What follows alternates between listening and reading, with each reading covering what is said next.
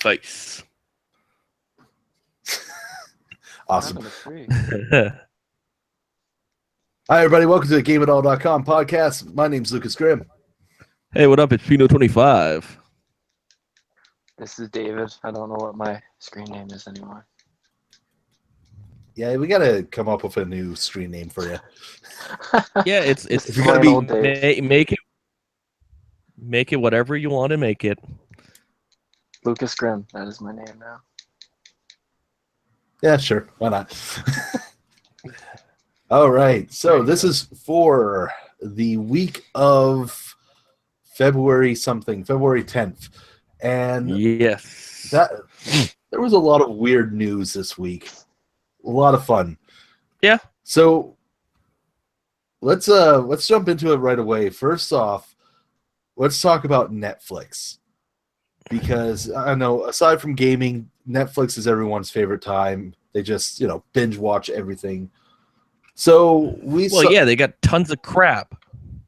Exactly. Literal tons. Can you go wrong with like $10 a month? You get quality like Iron Fist and Daredevil.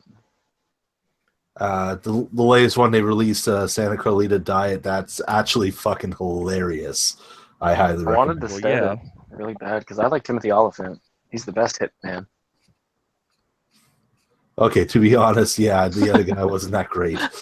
No, I mean, both movies are kind of crappy, but at least he looked kind of the part. I'll give him that. I'll give him that. But Santa Clarita Diet, highly recommend it. It's hilarious.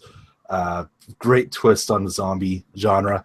But they had their showing on Wednesday, I believe it was, and they showed off some new shows that some of them looked kind of interesting. We had OA Part 2, one that had a lot of controversy around it, Dear White People, which, I don't know.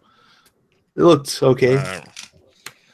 We had also, what else was shown? Orange is New Black got a new date.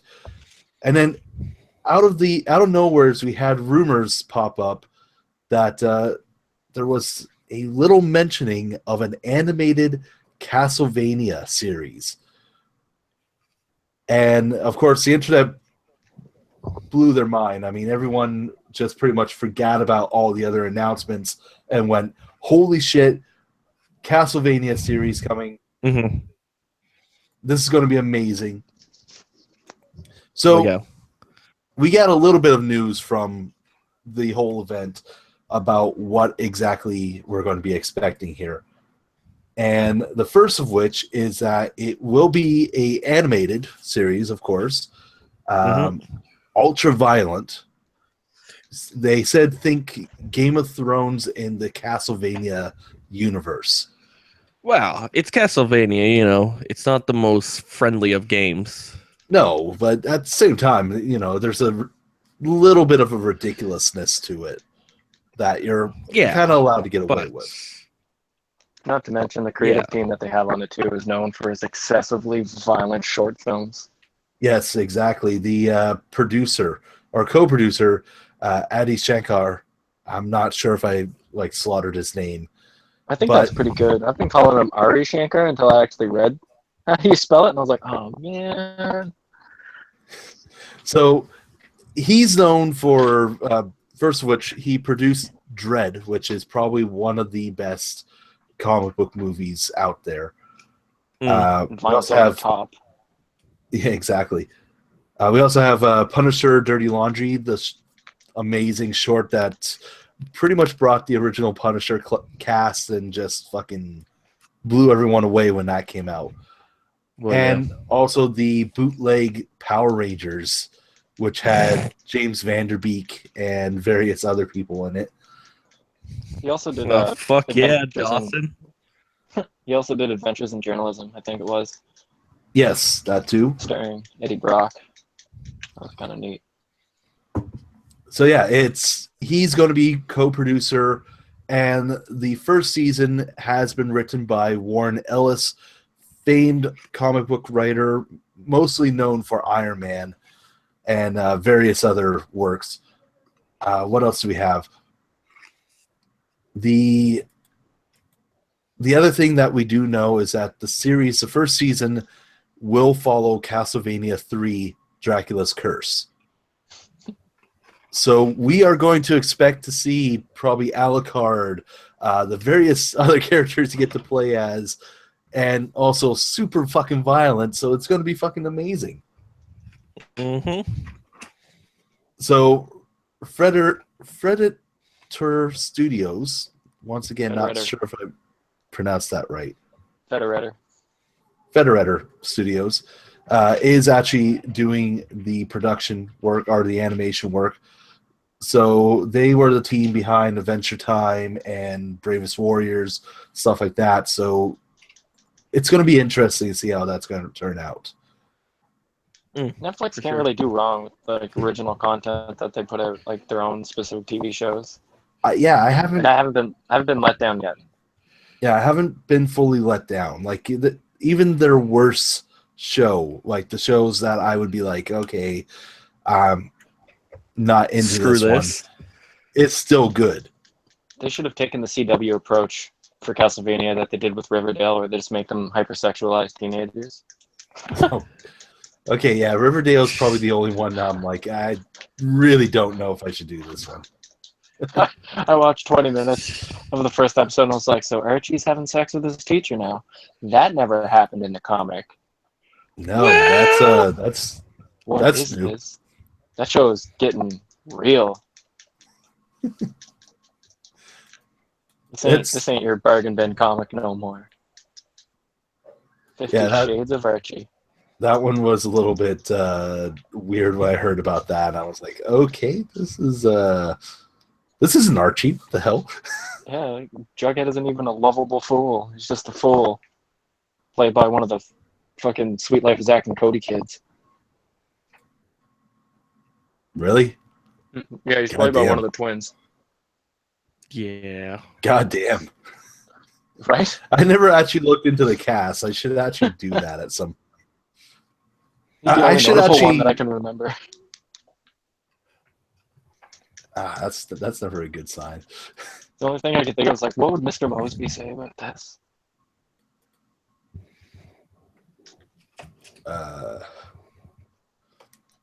All right. Well, with Castlevania coming to Netflix, I'm super fucking excited about that. By the way, this like Castlevania always been one of my favorite series. So knowing that I'm actually going to get something new out of it is great.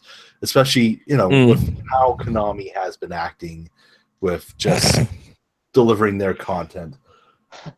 It's been awful, hashtag fuck Konami and all that other shit that we've done. Well, they haven't been doing well. And that whole Metal Gear Solid the whole thing. Kojima issue in general. Situation. Yeah, Machines and Metal Gear Survive. I still don't know what the fuck to expect from Metal Gear Survive. Sounds it's awful. Gonna be terrible. Greatness.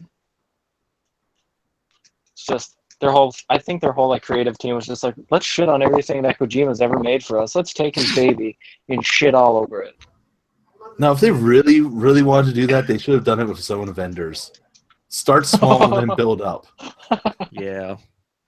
It's like, oh, hey, Zone of Enders. Is there a Zone of Enders Plinko machine? I want there to be. I don't know if there is, actually. Well, Not Plinko, one thing that they did shit on was Bomberman. So, Bomberman, we're finally getting a Bomberman. That's, first off, so fucking excited about that. It's actually one of the reasons why I want to switch, because I've been waiting. Not Zelda? It's not Zelda. Yeah, sure. I'll be happy to play Zelda. But Bomberman, I've been waiting years for a new Bomberman. Act Zero was a piece of shit. The one where he was an angsty teenager? Yes. The angsty suicidal robot thing that was trying to blast through 99 levels of the same bullshit over and over again. Yeah, but now you're getting something much better, right? Instead of an angsty teenager. Yeah, now we're getting a sexy anime chick. Yeah, I don't know who wins in that trade. I really don't know. The way Pentfist described it is a new way of blowing a load. Pretty well. Are you God. surprised from him? I'm not surprised to hear that from him, but it works. So this is the thing. Like, I wrote the article earlier today about Bomber Girl, a new arcade game coming to Japan as only for now. It's a 4v4 Bomberman game with 15 characters that you can pick from. All are anime girls. And Do they play volleyball? they do have destructible clothes. So they get hit with bombs, and all their clothes. Wow. So this is I don't know how to feel about that. I mean, I'll play it if it comes over. I mean, it can't be as bad as Act Zero. Act Zero is just horrendous. I think you're just asking for it now.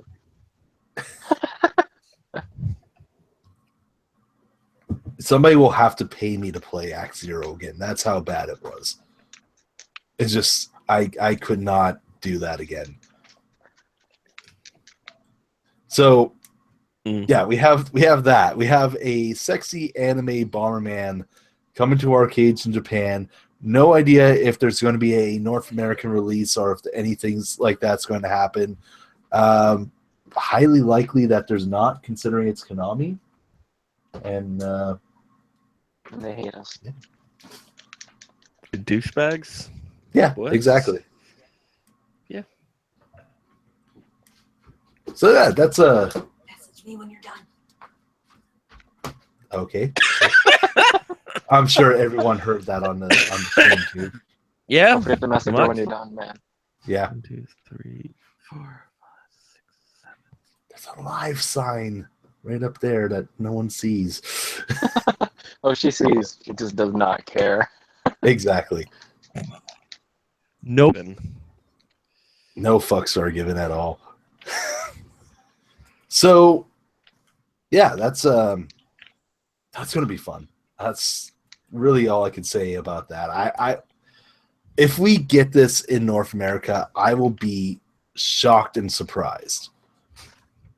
If we do, there's going to be an influx of inquiries on the FAQs for EB games, like how to get sticky substances or the cracks of controllers and things of this sort. Okay, I don't think it's going to be that bad. I mean, You don't know. It goes pretty lewd from the screenshot I've seen, the covering and stuff. But I don't think it's going to be that bad. I've seen worse than Neptunia series, to be honest. I mean, come on. Speaking of Neptunia, that series. So two of the main characters from that series, Neptune and Noir, are going to be in a Vita exclusive game called Gun Gun Pixies. And this is the first time I heard about this, and I'm kind of sad that this is the first time I heard about this, because the game sounds fucking hilarious. You are playing a pixie from space that is hunting aliens who make humans' mood go bad. Like, they give them bad moods. Son of a bitch. And so you're inside a girls' dormitory shooting the aliens off people while they try to swat you because they think that you're a bug. That sounds fitting.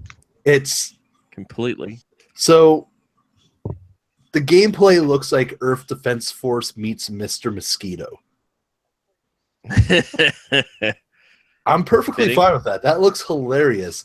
The destructible clothes and everything element is in there. There's ridiculous scenes. Like, one of the scenes showed a girl doing bicycle exercises while eating a lollipop. Like, First off, you don't. Why are you eating a lollipop on a fucking exercise machine? That's not how you do this. Multitasking. Because Second, it's Asian. because it's Asia, it's Japan. I don't know. Yeah, they're the special people. It really it is probably the most ridiculous game I've ever seen, like next to Galgun, but I want to play it. It looks hilarious. It looks fun. And Sly's all over it. He's Probably. already ordering it. Once we get a North American release date, we'll have that. It should be interesting though. Yeah, that's a lot of Japan to cover within the first little bit of this podcast. Yep. Oh, Japan. Man. Japan is so weird at times. Yeah. So Like half the time I play the Yakuza series, I'm like, it can't ever be like this. This seems just craziness all around. And then it turns out that game's a pretty good depiction. yeah, pretty much. All these random animes and stuff. Anyways, let's move to something a little more serious, and that is something that pissed us off this week.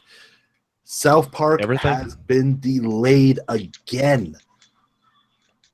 Second time. The second time for Thank this you. game. And they gave us the worst possible time window. Fiscal year 2017. So for That's those terrible. who don't know the fiscal year stuff, Ubisoft's fiscal year ends in March. So the 2000, Well, like every other business. yeah, every fiscal year ends in March. So 2016 fiscal year, of course, South Park was supposed to be out. Mm-hmm. And they pushed it back and just said it's going to come out next fiscal year. We don't know when yet. So that is Could the be worst window for a game that was ready to come out, had a confirmed release date of December 6th. December 6th, yeah. And they're like, yeah, it could come out in April or it could come out next March. So we don't know. No, you know what? It's going to come out December 6th.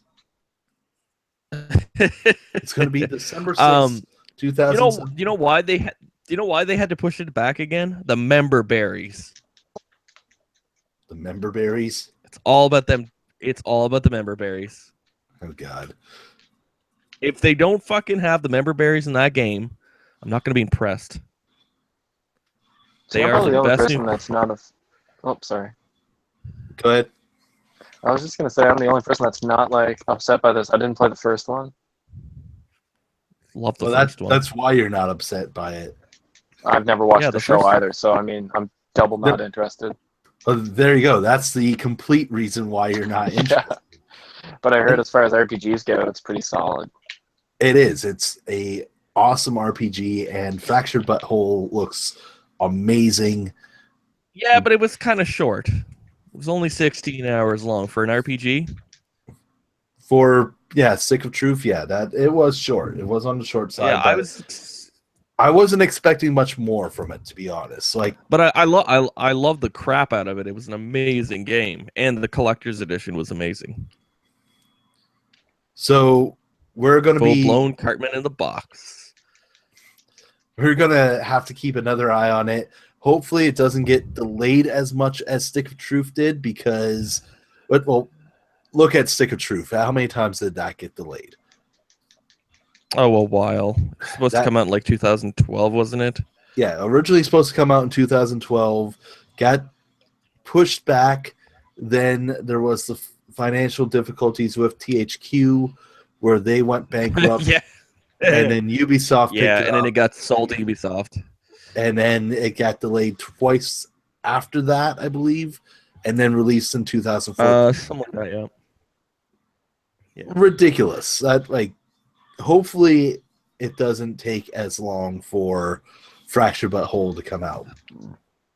For sure. Now, aside from For sure. the bad fiscal information, like from Ubisoft, we also have some new information from Activision about how well they did last year. And you would think because Call of Duty Infinite Warfare didn't do well, like we'll all admit that Infinite Warfare in general did not do as good as the previous ones. It's the first Call of Duty since Call of Duty 2 that I haven't played upon release. I still haven't played Infinite Warfare, and I've played every other game. I recommend keep waiting. It's going to go down in price so hard. Yeah, and I'm pretty sure, like, I think people are getting bored of COD year after year. I think the problem is they literally jumped the shark on this one. Like, it is the exact jump the shark phrase where they went too far. Nobody wants to go to space with Call of Duty. We joke about it, that they're going to be like, oh, future warfare, and then they actually do it. And people are like, no, we don't want this. So, despite Call of Duty not doing that well, Activision still pulled in a tallied revenue of $6.61 billion for the full year. That is a record for Activision's history. And the big thing, the reason why they did so well is all thanks to Blizzard. So, aside from various acquisitions, like they picked up King, which made the Candy Crush series in late February. So that was actually part of fiscal last year, but it got carried over because the deal finished. But then Overwatch came out, and Overwatch had 25 million registered players. That is a huge number right there that just went out and bought the game, and the numbers have really shown for Blizzard. Let's not take into account that also included any of the loot boxes, like people buying loot boxes for all the events and stuff like that. So Overwatch has been the most successful IP in Activision and Blizzard's history.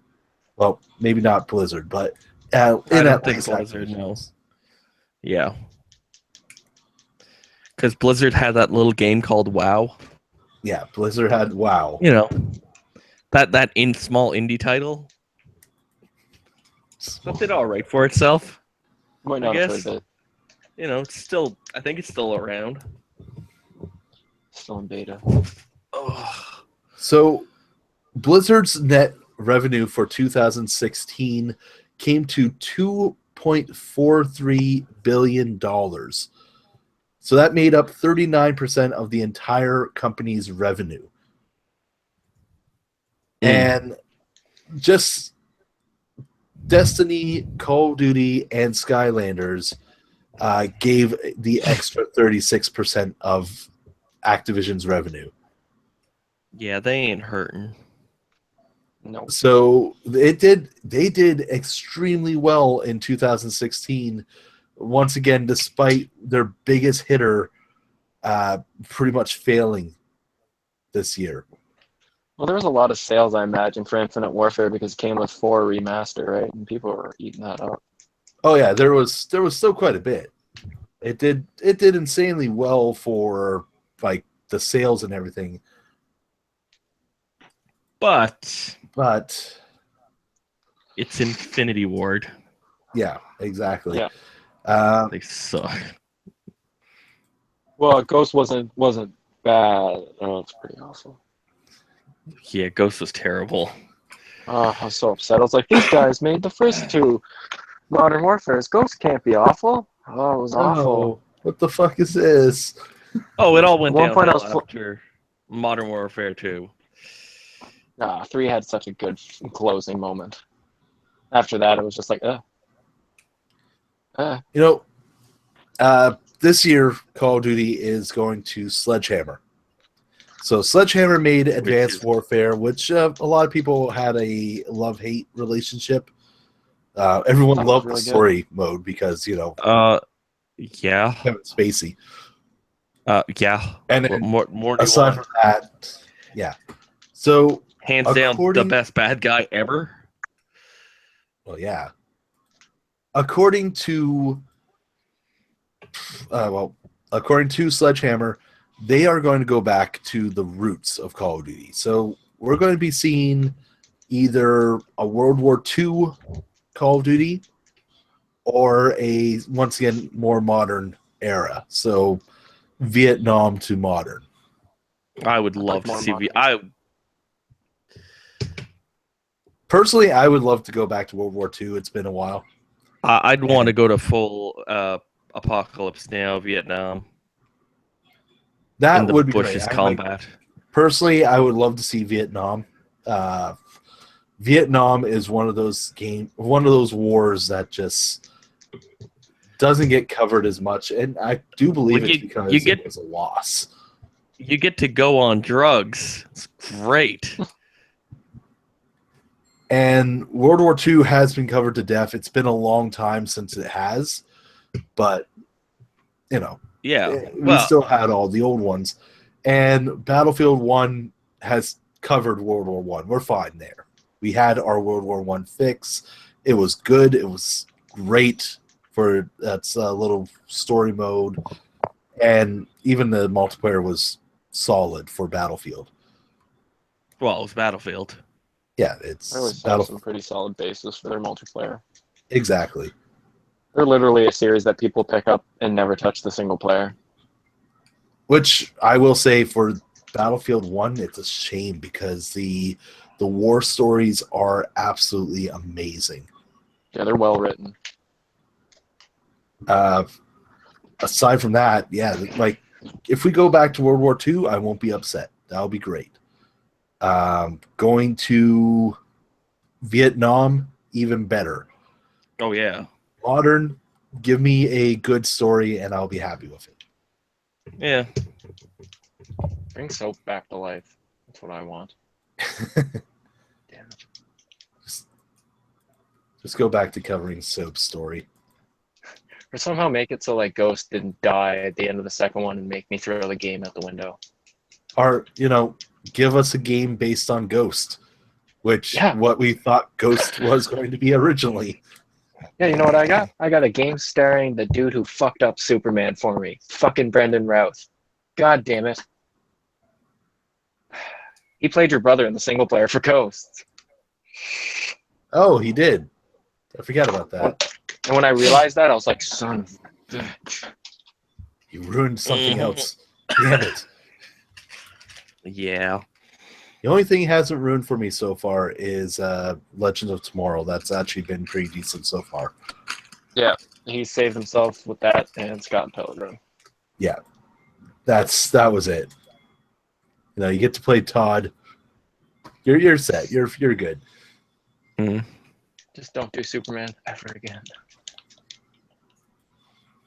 Yeah, that was just Mhm. bad. Blocking bullets with his eyeballs and some shit. That didn't make any sense. The blocking bullets with the eyeball. That's That was awesome. I waited a whole movie to see that. And did you guys play the game based off of Superman? Yeah. That was horrible. No. It had one good thing, and that was just free roaming around, like picking up cars and throwing them. Yeah, no. And you could play as Bizarro Superman. That was awesome. But that was pretty great. I tried playing it and I was like, okay, this is how are you gonna hurt Superman? Oh, we're gonna hurt the city around you. Fuck. That's I guess in theory works, but that means everything it takes part of my health away. Even if I fuck up. Yep. You know what? I think Superman Returns the game, pretty bad. But in a world where we live with Superman 64 still being like a prominent point in life. It wasn't that bad. Okay. You are right about that. You could pass the first level. Yeah. Fun fact, I actually found it for 50 cents at a flea market, and I was like, that's too much money. What are you talking about? 50 cents for Superman 64. You didn't touch it, did you? Oh, I bought it. And after like a grueling 2 days of me getting mad, I beat the first level, and then it just got worse and worse from there. Oh, God. Mm-hmm. We mentioned that if we ever get a EverDrive 64 or not EverDrive, Retron for one of the streaming, we're going to try to get Sly to play either StarCraft 64 or Superman 64. Superman. Yeah. Superman. And yeah, we're going to get him to stream. Because that's going to be awful. That was the worst part of Batman versus Superman. Batman didn't make Superman fly through any rings. You know, would have been an easy win for Batman if he would have just done that. You have to fly through these rings on a certain timer. Well, he's a billionaire. I'm pretty sure he could afford the rings. Yeah, easily. Oh yeah. All right. What else is going on? Such an awful, awful game. So everyone knows about the Humble Bundle group. Yep. Now they are actually Humble group. They are actually going to be doing something really awesome soon, which is launching a multi-platform publishing and funding initiative. So they are, first off, they're going to be delivering a handful of games, including a game called Hat in Time, Hacky Zack, Eichenfell, Keyboard Sports, No Truce for the Furies, Scorn, and Straxel. So these indie games are going to be brought over to the Humble Bundles, and it's going to be looking for funding through their group, and they will be publishing it through console, Steam, and like pretty much anywhere else. Yeah. It sounds like this is actually going to be a definite step in the right direction for their group now, because of course Humble makes so much money when they make these bundles now. Because honestly, I think most of my Steam library is from their groups. Yeah, that's just it. Like, how many people buy these bundles and never play the games? Well, let's see. I have way too many games on my list. I only have like a few installed, and most of them, yeah, I'm right. That most of them are from the bundles. It's just here you go.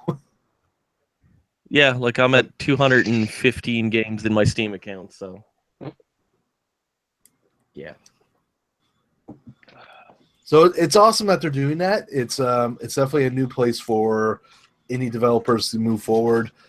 We had different initiatives start up like this. We had Greenlight, which actually news broke just recently about Greenlight being switched for something else now. Steam Drop or something. I'm not 100% on the title. I just read it right before the podcast. But I'll probably write about it tomorrow on this. Greenlight has given us some real gems like Shower with Your Dad Simulator 2014. Yeah, exactly. And Genital Jousting. Yeah, exactly. Those are two games everybody should play. If you ever want to relive memories of showering with your dad, that's the game. So it is awesome that Humble is doing this, and yeah, hopefully this brings a bunch of awesome games out. From what I'm seeing, a few of them looked really cool just out of the bat, like Scorn and Keyboard Olympics or Keyboard Sports looks hilarious. Yeah, it should have been Keyboard Olympics. That's the sequel. That looks really cool. Hat in Time looks adorable from what we've seen so far, like just the cover art. So it's going to be fun. We're going to see a lot more of these at GDC and PAX East. So we'll definitely keep an eye out on these. Yep. It's also worth mentioning that this is the first time that E3 will be open to public. Yes, like, for that ticket too. purchase and whatnot. So E3 tickets open to public. First time ever. That is, the tickets go on sale in a couple of days, I believe. Yeah, and I think it's $250, but $150 if you get in on the starting day for like an early special. What I was Nice. reading. So that's actually a very good deal. Yeah, I tried to convince a guy that I work with to sell one of his kids so he can afford to go with me. I think I got him. Almost. Bobby, if you're listening to this, sell your kids, man. We gotta go. All right, and that's actually everything that I have here for the podcast tonight. Anything anybody want to throw in? If you like getting mad at video games, UFC 2 is on sale on PSN currently for about $17.25. Debating for that. It's fun if you win. If you don't win, then you're just like me and you're just mad and throwing knees at everybody. I remember when I first streamed that, I had one guy that we just kept throwing knees at each other. That's all we did the entire match. It's hilarious. I've spent the last minute and a half in a tie clinch with this bald guy, and he won't go down. All right, well let's talk about the new releases this week. And let me just pull up the list here from my extensive listing. And Neo released this week. Expensive. Yes, we had Neo, the new game from Team Ninja, and Return to Form. Return to Form has a taste of Dark Souls in it, so really something for everyone who enjoys those series. On top of that, Altair Sophie, The Alchemist of the Mysterious Book for Windows, Knights of the Azure for Windows, Splasher for Windows, and WWE 2K17 also for Windows. Starting next week, we have Deformers for Windows, PS4, and Xbox One. For Honor, Windows, PS4, Xbox One as well. By the way, the open beta is out right now, so if you haven't tried it, definitely give it a try. It is awesome. Ride 2 also comes out next week for PS4, Xbox One, and Sniper Elite 4 for Windows, PS4, and Xbox One. Because if you didn't get tired of shooting Hitler in the testicle in the first 3 games, you're about to do it again. Hey, get to do it all over again, and it's going to be awesome. Why would he get tired of shooting Hitler in the testicles? Well, the most recent one had a cool feature because you don't know if it's Hitler's double or not, so you have to decide whether or not to pull the trigger. But if you do the X-ray on him, like when you shoot him in the nuts, and he only has one testicle, that's the real Hitler. That's how you win. That's how that works. That works. Like, that's not an imposter. He has one testicle. Hitler. That's why he was so mad. All right. Anyways, that's going to be us for the podcast this week. And as usual, like and subscribe to our channel if you like this podcast. Check out our website. We'll be having reviews throughout the month as well. Some new games, including Neo, and a couple other ones as well that I can't talk about just yet. But and we'll see how 4 in February goes. Oh yeah! Before we go, update on that. I'm almost done 3 games. I just have to do one more level in Bayonetta, and I am off to The Evil Within, which is gonna be awesome. So I gotta say, fuck you, because I'm still on my 4. Resident Evil 7, I am close to beating. I'm about halfway through. And by the way, my streams, you can check that out on our YouTube channel. And Yakuza 0, the fucking side missions keep distracting me. I really can't focus. That's why you don't play the side missions. I blasted through the story in Blood Dragon. But the side missions are what makes Yakuza amazing. This is why you don't play Yakuza as your 4. He's got a point. Yeah, he has a point there. Because Rive is the other one. I haven't started that one yet. I will be starting that one from fresh. And Double Dragon, all I can say is fuck Green Abobo. Green Abobo will hit you once and kill you at full health. So, fuck that guy. That is where I'm stuck at right now. And when you die, you start back over. So it's back to old school arcade Double Dragon. So, put your quarters in the machine. Yeah. So. Yeah. Fucking. But Michael Biehn is amazing. Of course. I haven't received an update on the 4th of February for everyone else, though, so we'll be hearing from them later. So next week I should have some more updates. David, were you doing 4 in February as well? I haven't listed games because I'm very indecisive. But the concept is to beat 4 games throughout February, right? Yeah. Yes. Okay, so far I'm just about to finish Hotline Miami 1 and then move on to 2. Okay, there we go. So I'm doing it on the fly, I suppose. I have so many games I have to pick from. I'm so backlogged. So you're just clearing it out as you go. Yeah. I think after Hotline Miami 2, I'm gonna move over to Yakuza 0 as well. All right. Okay, then. That's everything that we have this week. So once again, don't forget to hit the like and subscribe button. Check out our sponsor, HostGator. Remember, if you use our coupon code 20 for GameItAll. Wow. Use our coupon code GameItAll at checkout. You'll get 25% off your first hosting package. Oh yeah. Ask us about hosting. We know a lot. That too. All right. And for GameItAll.com, I'm Lucas Grimm. Hey, what up? It's Pino 25. I still didn't get one. David. Vape Lord 69. That works. All right. Thank you all for watching. You guys have a great night.